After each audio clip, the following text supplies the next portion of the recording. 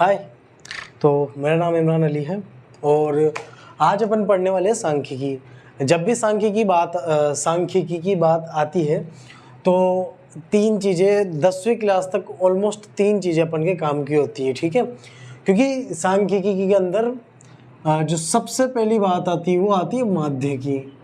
जब माध्य पढ़ लिया जाता है तो दूसरी जो बात आती है वो दूसरी बात आती है बहुलक की, और बहुलक के बाद जो तीसरी बात आती है वो आती है माध्यक की, ठीक है। ये तीन चीज़ें होती है सांख्यिकी के अंदर 10वीं क्लास तक। अपना जो राजस्थान बोर्ड है या फिर CBSE जो भी है, तो ये तीन चीज़ें सबसे ज़्यादा चलती है। मतलब ये तीन ही चीज़ें आती है, माध्यक, बहुलक और माध्यक, ठीक है। और प्रश्नावली जो 13 है इसमें तीन प्रश्नावली अपनी 13.1, 13.2 और 13.3, और तीनों के अंदर अपन को क्या करना है, पहली में पढ़ना है माध्य, दूसरी में पढ़ना है बहुलक, तीसरी में माध्यक। अच्छा, माध्य बता देता हूँ आपको क्या होता है। माध्य कुछ नहीं है, ये वही चीज़ है जो आप बचपन से पढ़ते आ रहे हो, जिसको सामान्य भाषा में औसत बोला जाता है। और माध्य को एक और नाम से पुकारा जाता है, उसको बोलते हैं समांतर माध्य। समांतर माध्य, माध्य बोलो, समांतर माध्य बोलो, औसत बोलो, ओके। और इसको शॉर्ट फॉर्म में x बार के रूप में भी रिप्रेजेंट कर दिया जाता है। तो ये चीज़ है बहुलक। जो चीज़ बार बार सबसे ज़्यादा बार आती है उसको बहुलक कहा जाता है, जो ज़्यादा बार रिपीट होती है। और माध्यक वो चीज़ है, पता है ना, आरोही क्रम में जब हो, जो बीच की हो, वही माध्यक, ठीक है। तो ये तीनों चीज़ें, मतलब अगर अपन 7th क्लास 6th क्लास इनके हिसाब से देखें तो ये पढ़ा है, लेकिन अपन के क्या है 10th क्लास में थोड़ा सा क्या है कि इनमें डिफरेंस आ जाएगा, तो ये पढ़ेंगे। क्योंकि अब अपन इन दोनों की बात नहीं करते हैं, क्योंकि अपन 13.1 पढ़ने वाले हैं। 13.1 में अपन सिर्फ और सिर्फ एक ही चीज़ पढ़ने वाले हैं, उसको बोलेंगे माध्य, ठीक है। तो माध्य के अंदर अपन को क्या करना है वो देखते हैं। तो इनको मिटा देता हूँ मैं सबसे पहले, बहुलक और ये माध्यक। अच्छा, बच्चों को कन्फ्यूज़न होता है हमेशा माध्य और माध्यक, ठीक है। तो इसका एक नॉर्मल सा बताता हूँ मैं। देखो, दोनों अलग अलग है लेकिन लगते सेम है। वैसे जैसे यहाँ पर नाम लिख रहा हूँ मैं, एक इमरान, ओके, और इमराना, सब एक मात्रा के चेंजेस की वजह से जेंडर चेंज हो गया। वैसे ही क और माध्य, समझो, तो माध्य और माध्यक दोनों अलग अलग है, ठीक है। ये चीज़ अपन को समझ में आनी चाहिए, तो कंफ्यूज मत हो ना। माध्य के बारे में आपको एक एग्जांपल बताता हूँ। एक एग्जांपल जैसे आप लो औसत के बारे में, मैं आपसे बोल रहा हूँ कि मैं आपको 5 चीज़ दे रहा हूँ, 5, 7, 3, 8 और 2। इनका आपको माध्य निकालना है। इनका क्या निकालना है, आपको माध्य ज्ञात करना है। माध्य आपको क्या ज्ञात करना है, माध्य ज्ञात करना है। माध्य निकालना है, ज्ञात करना है, एक ही बात है। तो आप क्या करोगे, सभी को ऐड करके जितनी संख्या है उसको लिख दोगे। तो माध्य बराबर, माध्य का फॉर्मूला होता है सभी को जोड़ दो अपन बटे में कितना है, तो टोटल 5 है तो 5 का डिवाइड हो जाएगा। तो क्या हो गया यहाँ पे, 5 + 7 + 3 + 8 + 2, 8 और 2 10, और ये कितने हो जाएंगे अपन की 12, 22 और 5 कितने हो जाएंगे 25, 12, 15, 15 और ये 25, तो 25/5। तो ऑलमोस्ट औसत कितना आ गया इनका, 5। इस तरीके से करते थे, लेकिन अब अपन के इस तरीके से नहीं आएंगे, थोड़े अलग आएंगे। 13.1 जैसे स्टार्ट होगी आपको समझ में आने लगेगा। माध्य को निकालने के लिए आपको इस बार 3 फॉर्मूले दिए गए 10th बोर्ड के सिलेबस में, ठीक है। माध्य का फर्स्ट फॉर्मूला होता है क्या बोलते उसको, प्रत्यक्ष विधि। प्रत्यक्ष विधि, पहली विधि प्रत्यक्ष विधि है। क्या होती है प्रत्यक्ष विधि, बता देता हूँ आपको। प्रत्यक्ष विधि में आती है अपने x बार, यानी कि माध्य, ये x बार माध्य है ना, माध्य यहाँ पर लिख देता हूँ। माध्य बराबर, प्रत्यक्ष विधि होती है माध्य बराबर sigma fi xi upon sigma fi। एक तो ये फॉर्मूला है, ये फॉर्मूला लगाओ और निकाल लो। सेकंड जो फॉर्मूला है अपने काम आएगा वो आएगा कल्पित माध्य विधि। कल्पित माध्य विधि, माध्य विधि, ये विधि इससे आसान पड़ती है क्या, मतलब 3 विधि है। देखो मेरी बात सुनो, आप कहीं जा रहे हो और 3 रास्ते दिए गए, आप हमेशा वो रास्ता चूज करोगे जो आपको इजी लगेगा। सेम टू सेम 3 अपने पास 3 फॉर्मूले होंगे, तीनों फॉर्मूले में से कोई सा फॉर्मूला लगाओगे आंसर सेम निकलेगा, और आपको वो लगाना है जो आपको ईजी पड़े। तो माध्य का फॉर्मूला सेकंड वाला होता है x bar is equal to a plus, अब यहाँ पर a क्या होता है मैं अभी बता देता हूँ, कल्पित माध्य। अब कल्पित माध्य क्या होता है वो मैं आपको जब क्वेश्चन करेंगे तब समझा दूंगा। और sigma fi di upon sigma fi, ठीक है।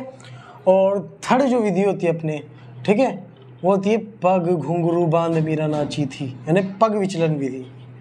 पग विचलन विधि, ठीक है।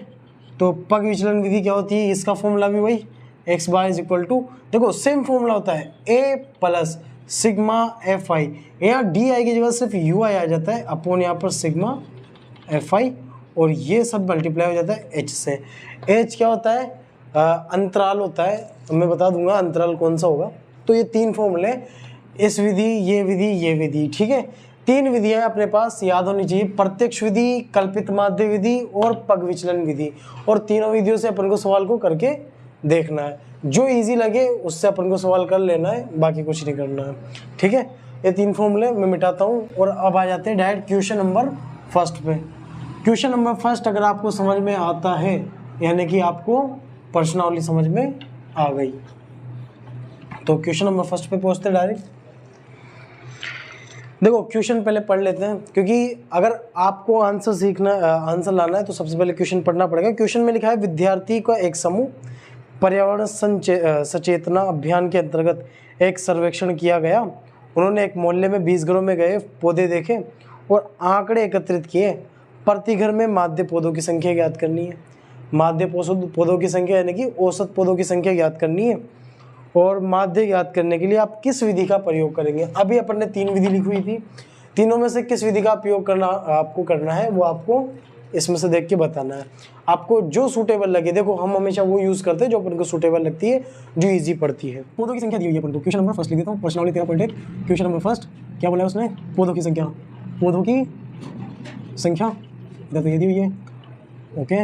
इधर दी अपन को पौधों की संख्या के बाद घरों की संख्या, ओके, ये भी हो गया। अब स्टार्ट करते हैं अपन उतरना।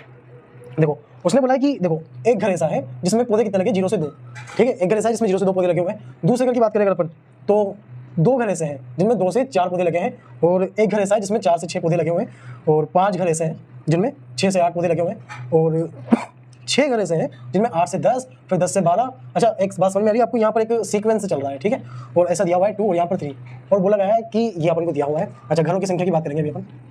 देखो आपको एक चीज़ बताता हूँ, ये जो वैल्यू है ये अंतराल दिया हुआ है अपन को, और ये जो वैल्यू है ये वैल्यू होती है अपन के f की, ठीक है, fi की वैल्यू, ठीक है। जो अपन ने फॉर्मूला लिखे थे उसके हिसाब से मैं बताता हूँ fi कैसा होता है। ये f की वैल्यू होती है घरों की संख्या। बार बार देखो आपको एक ट्रिक बताता हूँ f की वैल्यू याद करने की, जो चीज़ें बार बार कम ज़्यादा होती रहती है, ठीक है।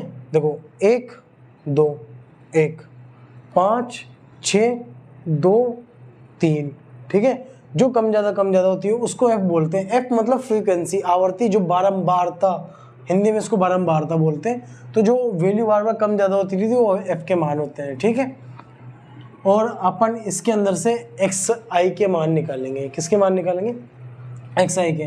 कैसे निकलेगा कि ये जो सवाल दिया हुआ है अपन को, देखो xi के मान निकालने के लिए अपन को क्या होता है, ये जो अपन को सीक्वेंस दे रखा होता है, इन दोनों को क्या करना होता है, ऐड करना होता है। दोनों को ऐड करने के बाद जो आए उसमें 2 का भाग देना होता है, ठीक है। तो इन दोनों को ऐड किया तो कितना है अपने पास 2, और 2 में 2 का भाग देंगे तो 1। तो इन दोनों से कितना आएगा अपने पास 1, इन दोनों से कितना आएगा अपने पास, देखो 6 हो जाएंगे तो 3 आएगा। इन दोनों को ऐड करेंगे तो कितना हो जाएगा 10, और 10 का आधा 5, भाई 2 का डिवाइड करेंगे ना, और 6 से 8 का कितना हो जाएगा यहाँ पर ऐसे। अच्छा जैसे यहाँ 2 का सीक्वेंस डिफरेंस आ रहा है, वैसे यहाँ पर 2 का डिफरेंस आ रहा है। तो यहाँ पे वैसे 9 होगा, यहाँ पर कितना होगा 11, और यहाँ पर 13, ठीक है। ये इस तरीके से दिया हुआ है अपन को। अब मैं आपको एक बार फॉर्मूला बताता हूँ। फॉर्मूला है अपने पास x bar is equal to, जो प्रत्यक्ष विधि है, डायरेक्ट विधि है, उसका फॉर्मूला है अपने पास sigma F I X I upon sigma F I. ठीक है, ये फॉर्मूला अपन को दिया हुआ है। तो इस फॉर्मूले के अंदर अपन को क्या करना है, जो जो अपन को चाहिए वो देखेंगे अपन। देखो मुझे एक तो क्या चाहिए, सिग्मा एफ आई एक्स आई, एक तो ये चाहिए, एक चाहिए सिग्मा एफ आई। सिग्मा एफ आई कहाँ से निकलेगा, देखो सिग्मा का मतलब होता है जोड़, और ये सब किसकी मान है अपने पास, एफ आई के। तो F1, F2, F3, F4, F5, F6, F7, तो यहाँ से जो सभी का निकलेगा वो एफ आई का मान निकलेगा। तो इसमें से जो मान निकलेंगे वो एफ आई के मान होंगे। तो सिग्मा एफ आई बराबर कितना आएगा अपने पास, 2 1 3 4, 4 और 5 9, 9 और 6 15 और ये 20। और अगर अपन नहीं भी गिनते तो भी अपन को पता है 20 आएगा, क्योंकि उसने खुद दिया था कि 20 मोलों की बात हो रही है। ठीक है, तो इतनी सी बात अपन को समझ में आनी चाहिए। दूसरा अपन को सिग्मा एफ आई एक्स आई चाहिए। इसका मतलब है सिग्मा जोड़, देखो सिग्मा का मतलब जोड़ होता है, तो इसको अगर हटा दूँ तो एफ आई और एक्स आई के मान चाहिए। F I X I, F I X I का मतलब है कि एफ आई को जब एक्स आई से मल्टीप्लाई करोगे तो अपन के एफ आई एक्स आई का मान निकल के आएगा। ठीक है, तो ये देखो एफ आई एक्स आई कैसे निकल के आएगा, एफ आई को एक्स आई से मल्टीप्लाई करना है, यानी 1 को 1 से करेंगे तो 1, 2 को 3 से करेंगे तो 6, और 1 को 5 से करेंगे तो 5, 5 को 7 से मल्टीप्लाई करेंगे तो 35, यानी 5 7 35, 6 नाम 54 और 2 11 22, 3 13 39। ठीक है, ये जो मान निकले ये एफ आई एक्स आई के मान है। अगर इन सबको जोड़ दूँ तो ये मान किसके हो जाएंगे, सिग्मा एफ आई एक्स आई के मान हो जाएंगे अपने पास। ठीक है, जोड़ते हैं अगर अपन इनको, देखो ध्यान से, जोड़े तो क्या हो जाएगा, 1 और 6 कितना हो जाएगा, 7, 7 और 5 12, 12 और 5 17, 17 और 4, 17 और 4 कितना हो जाएगा, 21, 22 23, 23 और 9, तो 23 और 9 कितना हो जाएगा, 32। ठीक है, तो 32 के 2 हाथ से लगा 3, 3 3 6, 6 और 5 11, 11 12 13 और 14 15 16, 162 आया अपने यहाँ पर। ठीक है, इन सबको ऐड करने पे इतना है अपन के पास, और ये सवाल यहाँ पर इस तरीके से डिब्बा बन जाएगा यहाँ पे, और अपन आगे सवाल कर सकते हैं। देखो आपको इस सवाल को किसी भी विधि से कर सकते हो। मैं आपको सबसे पहले कौन सी विधि बता रहा हूँ, क्या बोलते हैं इसको, प्रत्यक्ष विधि से। फर्स्ट है अपन का प्रत्यक्ष विधि से, प्रत्यक्ष विधि से। तीनों विधि से इस सवाल को करेंगे, प्रत्यक्ष विधि से इस सवाल को करते हैं। प्रत्यक्ष विधि से जैसे इस सवाल को करेंगे अपन, तो x bar is equal to, formula रहेगा sigma F I X I upon sigma F I. तो x bar is equal to F I X I का मान देखो यहाँ से निकलेगा तो 162 हो जाएगा, अपॉन इसका मान कितना है 20। आप देखो कट रहा है दोनों, ये 10 बार कटेंगे, ये 81 टाइम कटेगा, और यहाँ से हटेगा तो कितना रहेगा 8.1, यानी x बार का मान, यानी कि क्या पूछा था उसने अपन से, माध्य पौधों की संख्या। तो अपन बोल सकते हैं कि माध्य पौधों की संख्या कितनी है अपने पास, 8.1। ठीक है, ये आ गया अपन के, ये किस विधि से है, अपन के प्रत्यक्ष विधि से, और इजी भी पड़ रहा है, ज़्यादा कुछ करना भी नहीं पड़ रहा है। लेकिन उसने कहा कि आप किस विधि से करना चाहोगे। तो देखो जब तक अपन क्या है कि उन विधियों को देखेंगे नहीं तो अपन को थोड़ी पता लगेगा कि कौन सी विधि ईजी है, कौन सी विधि हार्ड है। तो अगर आप चाहते हो कि अगली विधि देखना चाहते हो, तो जैसे आपको चाहिए उसके लिए आपके पास जो कल्पित माध्य की विधि थी वो थी x bar is equal to a plus sigma F I D I upon sigma F I, ये विधि थी। इसमें a चाहिए, डी आई चाहिए। अब a क्या होता है और डी आई क्या होता है। देखो डी आई निकालने के लिए सबसे पहले आपको a निकालना पड़ेगा। a होता है कल्पित माध्य, यानी कि वो माध्य जिसकी अपन कल्पना कर रहे हैं। तो x के जो मान होते हैं इसमें से आप कोई सा भी मान उठा के a मान सकते हो, ये कन्फर्म है। कोई सा भी मान उठा के आप a मान सकते हो, ये वाला ये वाला ये वाला ये वाला ये वाला ये वाला ये वाला। लेकिन होता क्या है कि हम अधिकतर माध्य जो होता है वो अधिकतर बीच का ही निकलता है, तो अपन क्या करते हैं बीच वाली वैल्यू मानते हैं। देखो 1 2 3 4 5 6 7 7 है, 7 के अंदर क्या होगा 3 इधर 3 इधर, बीच का 7। ठीक है, तो चौथे नंबर का अपन a मान लेते हैं। तो 7 को क्या मान लेते हैं अपन यहाँ पर a मान लेते हैं। ठीक है, तो a तो पता लग गया अपन को। अब डी आई का जो फॉर्मूला होता है, डी आई का फॉर्मूला बताता हूँ मैं आपको यहाँ पर।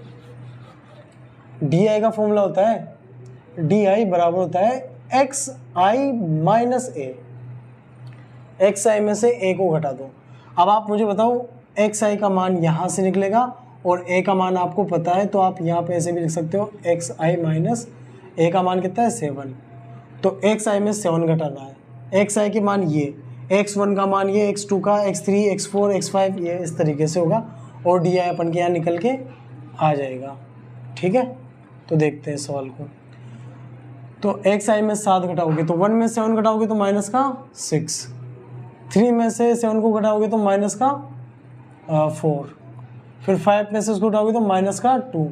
अच्छा कुछ लग रहा है सीक्वेंस, फिर यहाँ पर 0, फिर 2, 4, 6 ऐसे सीक्वेंस बन रहा है और ये डी आई हो गया। अपन को क्या निकालना था, सिग्मा एफ आई डी आई निकालना है। तो एफ आई को अब किससे मल्टीप्लाई करना पड़ेगा, डी आई से। कुछ नहीं करना, जो अपन ने एक्स आई के साथ किया है वही अपन को क्या करना है, एफ आई क्या डी आई के साथ करना है। इस बार इसको लेना है और इसको लेना है और यहाँ पर एफ आई डी आई निकाल देना है। ठीक है, तो एफ आई डी आई कैसे निकलेगा, 1 को -6 से तो माइनस का 6। ठीक है, देखो तीनों फॉर्मूले एक साथ बता दूंगा आपको, और 2 को इससे करेंगे तो माइनस के 8, 1 को -2 से किया तो माइनस का 2 और 5 का है 0, 6 दुआ 12 और कितना हो जाएगा 2 चौक 8 और 3 छंग 18। ये अपन के एफ आई डी आई इस तरीके से निकल जाएगा। और आगे देखते हैं, देखो इनको अगर अपन जोड़ेंगे तो कितना होगा, देखो माइनस का 2, माइनस का 8 और माइनस का 6, माइनस का 16 हो रहा है और ये प्लस का 18, प्लस का 8, प्लस का 12, इन दोनों का तो प्लस का 20 और ये प्लस का 18, तो 20 और 18 38, 38 में से 16 को घटाएंगे तो कितना आ जाएगा, ऑलमोस्ट 2 और 2 22 आएगा। तो अपन ये बोल सकते हैं कि सिग्मा एफ आई डी आई बराबर कितना है अपन के 22, ये आ गया अपन के। ठीक है, अगर मैं कल्पित माध्य विधि से करूँ, फॉर्मूला लगाऊँ सेकंड वाला, कल्पित माध्य विधि से, ठीक है, तो क्या हो जाएगा यहाँ पर x bar is equal to A plus sigma F I D I upon sigma F I. ये हो जाएगा a की वैल्यू 7, इसकी वैल्यू अपने पास 22, सिग्मा एफ आई डी आई की वैल्यू 22 और अपॉन में कितना 20। ठीक है, दोनों कट रही है 11 बार, ये 10 बार, तो 7 प्लस, अच्छा इसको 1.1 लिख सकता हूँ मैं भाई, 11 में अगर 10 का भाग देंगे तो पॉइंट इधर खिसक जाएगा ना, 1.1 आ जाएगा। तो अपने पास क्या हो जाएगा, इसको भी करेंगे तो 8.1 आएगा। इससे भी वही आंसर आ रहा है। अब आप देखो कि ये वाला आपको इजी लगा, एफ आई एक्स वाई के जो वैल्यू निकालने में इजी लगा, या एफ आई डी आई वाली वैल्यू निकालना आपको इजी लगा।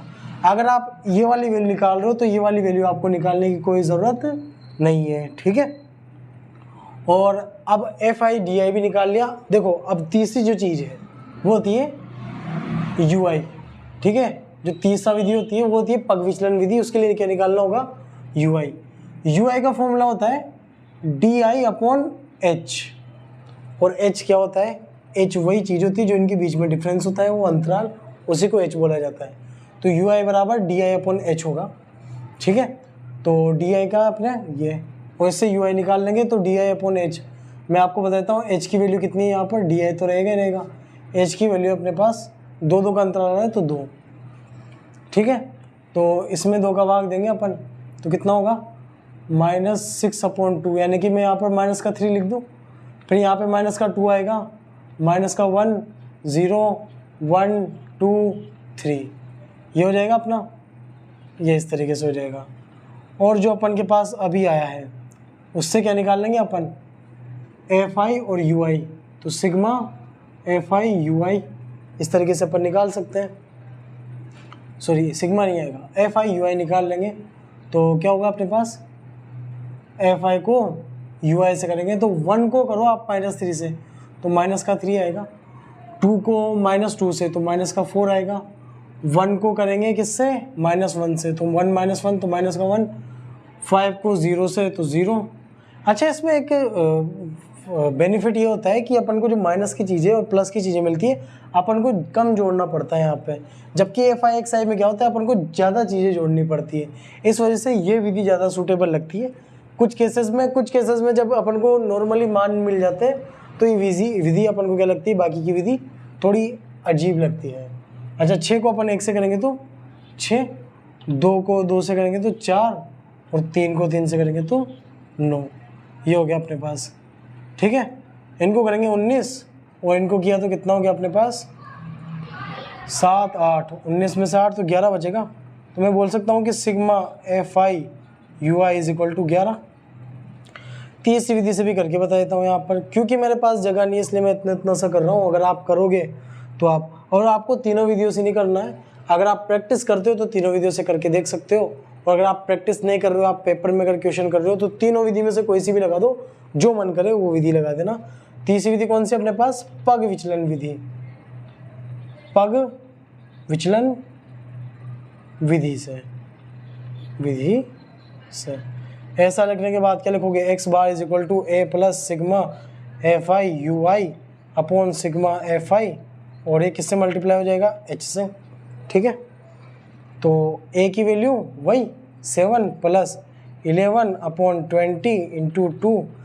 अच्छा, एक बात और बताता हूँ आपको, कल्पित माध्य विधि और पग विचलन विधि में ज़्यादा फर्क नहीं है, बहुत ईजी पड़ते हैं और दोनों लगभग सेम होते हैं। क्योंकि देखो इन दोनों को करूँगा तो वही 22 आ जाएगा भाई, इसको 11 से करूँगा तो 22 आ जाएगा ना। तो मैं काट देता हूँ तो ये 10 बार कटेगा और वही 7 प्लस 1.1 बराबर 8.1। तीनों विधियों से किया और अपन की आंसर क्या है, सेम आया। तो मैंने आपको पहले बोला था किसी भी विधि से करो अपन के आंसर सेम आने वाले हैं। और दूसरी बात यह है कि जिस विधि से आपको इजी लगे उस विधि से आप सवाल कर सकते हो, ठीक है। तो ये अपना पहला क्वेश्चन पूरा हो गया, इसको उतार सकते हो, देख सकते हो। उसके बाद अपन दूसरा क्वेश्चन नंबर 2 देखते हैं। अपन क्वेश्चन नंबर 2 में अपन को क्या दिया हुआ है, देखो जो क्वेश्चन दिया है वो पढ़ लेंगे, लेकिन आपको जो मैंने सामने सारणी बनाई है उससे समझा देता हूँ। देखो उसने बोला था 50 मजदूर है, उनकी दैनिक मजदूरी दी हुई है अपने को, ठीक है। उसने बोला एक उपयुक्त विधि का चयन करते हुए अपन को क्या है, इसका माध्य निकालना है। अब पहले क्वेश्चन पढ़ लेते हैं। देखो 12 मजदूर ऐसे हैं, ठीक है, जिनको रोज जब काम कर रहे हैं तो 500 से 520 रुपये मिल रहे हैं, ठीक है। 14 मजदूर ऐसे जिनको 520 से 540 रुपये मिल रहे हैं रेगुलर मजदूरी करने के, और 8 मजदूर ऐसे जिनको 540 से 560 रुपये मिल रहे हैं, और 6 मजदूर ऐसे हैं जिनको 560 से 580, 10 मजदूर जिनको 580 से 600 इतने रुपए मिल रहे हैं। तो आप ये बताओ कि माध्य कितने मिल रहे हैं। माध्य का मतलब औसत अगर मान लो निकालो इनका तो कितना आ रहा है। बहुत सौ को लग रहा होगा कि 550 आएगा, सबके बीच में आ रहा है, जबकि ऐसा नहीं है, उसके आसपास आएगा लेकिन वो नहीं आएगा, ठीक है। उसको सोल्व फॉर्मूले से करेंगे तो करके देखते हैं। निकालने के लिए, माध्य निकालने के लिए क्या चाहिए अपन को, एफ आई चाहिए, एक्स आई चाहिए, और जितनी भी चीज़ें चाहिए वो यहाँ निकाल लेंगे अपन। ये अपन के एफ आई के मान होते हैं, मैंने कहा था बारंबारता, जो बार बार रिपीट होती है, ट्रिक बताई थी, जो रिपीट होती है बार बार वो अपनी बारंबारता कहलाती है। तो देखो इन सबको ऐड करूँगा तो सिग्मा अपन के एफ आई आ जाएगा। अपन के सिग्मा एफ आई कितना आएगा अपन के यहाँ पर, इनको देखो 12 और 14 26, 26 और 8 कितना हो जाएगा, 26 और 8 34, 34 से 40 और ये 50। और उसने खुद ने बोला था कि श्रमिकों की संख्या कितनी अपने पास 50, तो 50 लिख दिया। अब अपन को क्या होता है कि एक्स आई निकालना होता है। एक्स आई अपन के कैसे निकलते हैं, इन दोनों को ऐड करो और 2 का डिवाइड कर दो, उस तरीके से अपन के एक्स आई की वैल्यू निकल जाती है। तो एक्स आई निकाल लूँगा मैं यहाँ पर, तो इसके एक्स आई 510, और यहाँ पर देखो डिफरेंस कितने कितने का आ रहा है, 20-20 का।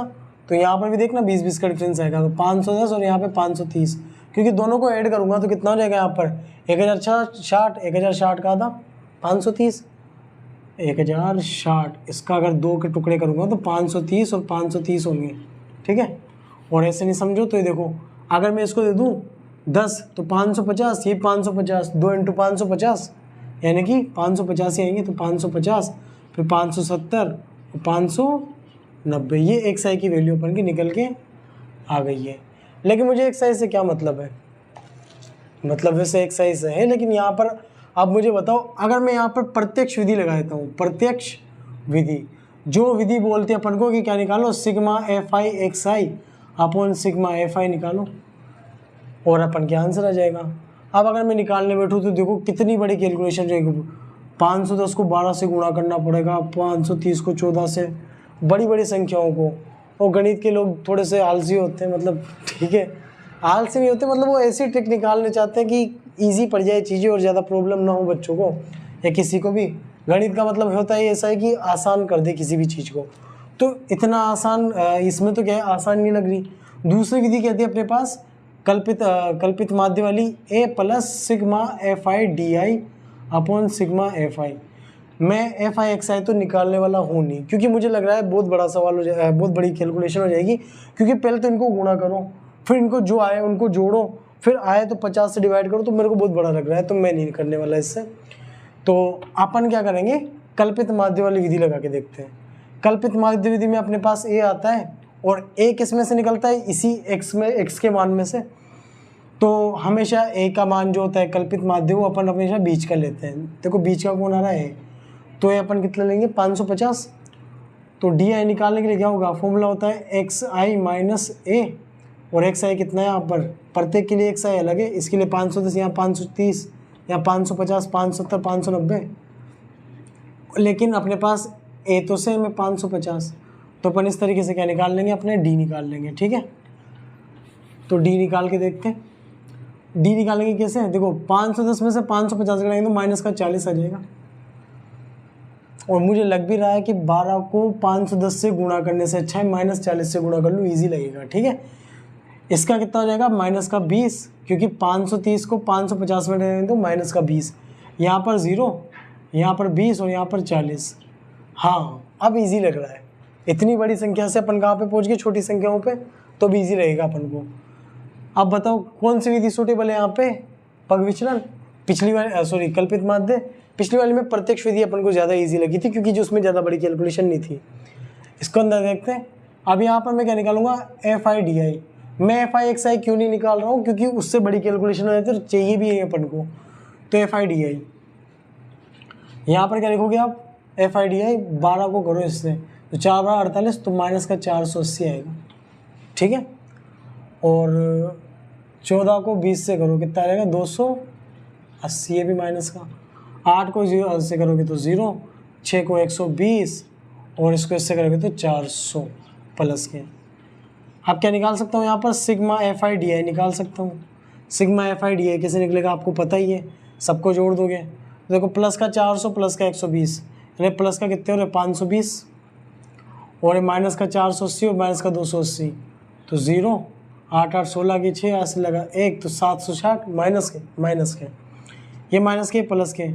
जब प्लस माइनस होता है तो घटता है, तो 0, 4 और 2, माइनस के 240, ये आएगा अपन के, ये अपन के किसके माना है, एफ आई डी आई का। देखो कितना इजीली निकल गया।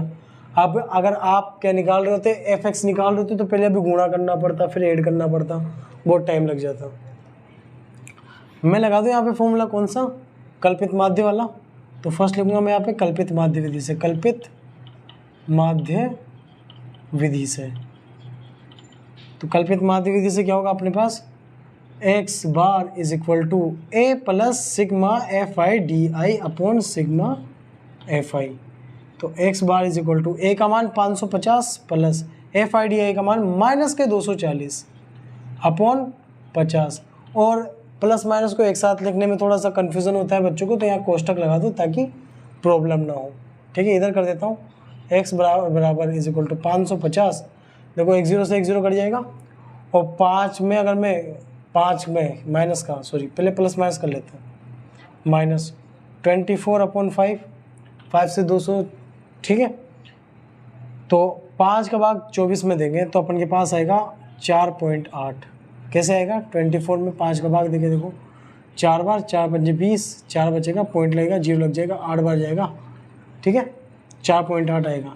तो अपन को 550 में से 4.8 घटाना है, तो अपन के x बार आ जाएगा, और 550 में से 4.8 घटेगा तो 4.8 इस तरीके से घटेगा। तो यहाँ पर कितना हो जाएगा, 10, 10 में से 8 गए तो 2, और यहाँ पर 10, यहाँ पर 9 रह गए, 9 में से गए तो 5, 4, 545.2, 545.2, यानी कि जो औसत दैनिक मजदूरी मिल रही है वो कितनी मिल रही है, 545.2। और अब आप अगर सोच रहे हो एफ आई एक्स आई क्यों नहीं निकाला, तो मैं 4 बार बोल चुका हूँ, एक और बार बोल देता हूँ कि भाई इनको गुणा करोगे, करके देखो 51 को करो, कितनी सारी कैलकुलेशन हो जाएगी, जबकि इसमें इजी पड़ गया। अब अगर आप चाहो तो यूआई वाली विधि से भी कर सकते हो। यूआई वाली विधि इसके इतने पास होती है कि ज़्यादा कुछ दिमाग लगाना ही नहीं पड़ता। यूआई बराबर क्या होता है, DI/H। H क्या होता है, वर्ग अंतराल जो इनके बीच में चल रहा है 20-20 का, लगा दो 20-20 का, उससे करके देखो कि उससे और इजी पड़ जाएगा। देखो इसमें माइनस, इसमें लगा के देखो आप, DI में लगा के देखो 20 का भाग, तो कितना हो जाएगा, DI/20। देखो माइनस का 2 होगा, माइनस का 1 0 1 2, देखो ना यार, यहाँ पे 20 करूँगा मैं तो कितना हो जाएगा 2, यहाँ पे 20 करूँगा तो 1 माइनस का, यहाँ पे 0, यहाँ पे 1, यहाँ पे 2, और आप इससे कर लो FI/UI। ठीक है, पता है 12 आएगा आपके, देखना FI/UI। ठीक है, FI/UI का कितना हो जाएगा, 2 को करो -12 तो माइनस के 24, इसको माइनस के 14, यहाँ पे 0, यहाँ पे कितना आएगा, एक छंग छंग, और 10 का 2 से करेंगे तो 20, 26, यहाँ पे 24, तो कितना हो जाएगा अपन के पास, प्लस का 2 माइनस का 14, तो प्लस का माइनस का 12 बचेगा यहाँ पर, सिग्मा FI/UI। और उस विधि से करके देखना, आंसर ये आएगा। और लास्ट में अपन को एक चीज़ और लिखनी है। उसने क्या पूछा था अपन से, फैक्ट्री में श्रमिकों की माध्य दैनिक मजदूरी। लास्ट में आंसर को इस तरीके से लिखना है, अतः इस विधि से करना चाहो तो कर सकते हो। ठीक है, लास्ट में से फॉर्मूला लगाना है, पुट करना है। क्या लिखोगे लास्ट में, अतः श्रमिकों की दैनिक मजदूरी, अतः श्रमिकों की दैनिक मजदूरी 545.2, और सब कुछ किसमें दे रखा था अपन को, रुपए में, तो यहाँ पे क्या लिखेंगे, रुपए है। और क्या बोला था उसने, उपयुक्त विधि का प्रयोग करते हुए, तो अपन को उपयुक्त विधि कौन सी लगी, कल्पित माध्य। अगर आप सोच हो कि कल्पित माध्य से अच्छी ये वाली विधि है तो ये लगा के कर सकते हो, जो आपको सुटेबल लगे वो कर सकते हो। ठीक है, क्वेश्चन नंबर 2 अपना पूरा हो गया है। इसी तरीके से अपन आगे क्वेश्चन करते रहेंगे। ठीक है।